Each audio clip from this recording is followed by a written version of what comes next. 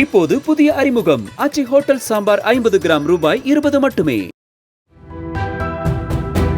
அரியலூர் மாவட்டம் காசாங்கோட்டை கிராமத்தைச் சேர்ந்த பசுமைக்குமார் என்பவர் கடந்த 4ஆம் தேதி கால்நடைகளுக்கு இலை வெட்டும் போது மரத்தில் இருந்து கீழே விழுந்ததால் பலத்த காயமடைந்து சிகிச்சை பெற்று வந்த நிலையில் சிகிச்சை பலன் இன்றி மூளைச்சாவு அடைந்தார்.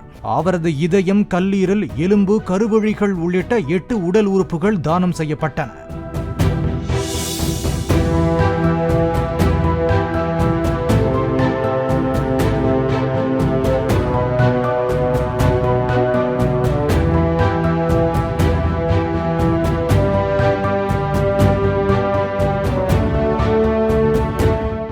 இப்போது புதிய அறிமுகம் ஆச்சி ஹோட்டல் சாம்பார் 50 கிராம் ரூபாய் 20 மட்டுமே.